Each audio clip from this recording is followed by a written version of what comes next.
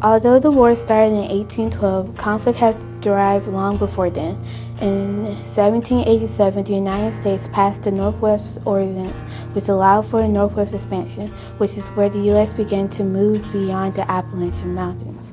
This ended up leading to the Americans taking land from the native tribes. These tribes then teamed up with the British and began to attack the U.S., which created tensions and led to war. A long-term cause was imprisonment, which was where the Britain deliberately seized ships from the U.S. and captured those on board, disrupting trade with France due to the frequent imprisonment of their ships. The U.S. tried to ease tension with Britain via the Non-Intercourse Act of 1889 and Jay's Treaty, but they ultimately did not prevent the War of 1812.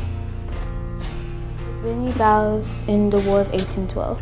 In 1812, Americans' first major campaign was the invasion of Canada that led to the Battle of York. This Battle of York was an extremely easy win for the Americans as they urged for expansion into Canada during the first years of the War of 1812. On April 27, 1813, in York, Ontario, which was now known as Toronto, Americans stormed Fort York, defeating the Britons. The Battle of Detroit, also known as the surrender of Fort Detroit, was a horrendous loss for the Americans during the war. The battle cost the Americans the entire army and brought some of their plans to a halt. During the War of 1812, the American General William Howe surrendered Fort Detroit and his army to the British without putting up a fight. The general had lost all hope of defending their settlement after seeing what he may be put up against. The next year, the Battle of Lake Erie was fought on September 10, 1813, also known as the Battle of Put-in Bay.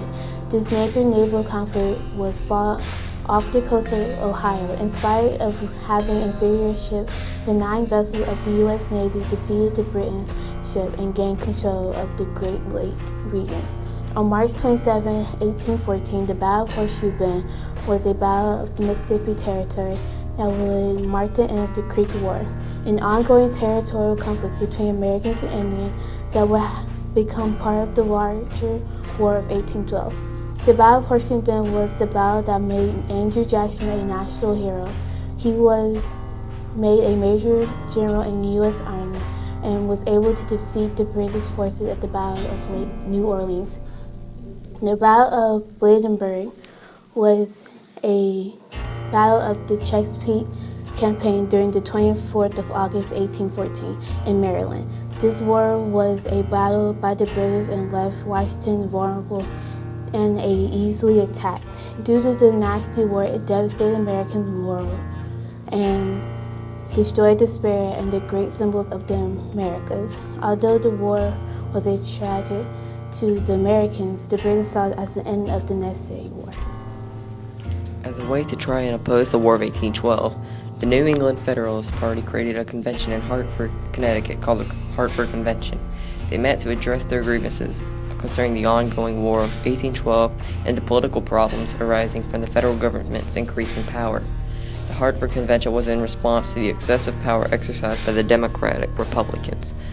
Weeks after the end of the convention, news of General Andrew Jackson's victory in the Battle of New Orleans reached the Northeast, discrediting and disgracing the Federalists, causing their elimination as a major national political force. In order to try and end the War of 1812, the Treaty of Ghent was created. Both the British and the U.S. signed the treaty on December 24, 1814. The conditions of the treaty were that all the conquered territory was to be returned and commissioned a war plan to settle the boundary of the United States and Canada. A large British army under Sir George Prevost was thus forced to abandon its invasion of the U.S. Northwest and retreat to Canada. As the Battle of New Orleans had happened and the Americans won, it impacted the United States by having a patriotism, which this gave Americans a positive culture of victory of the War of 1812, even though it was a draw.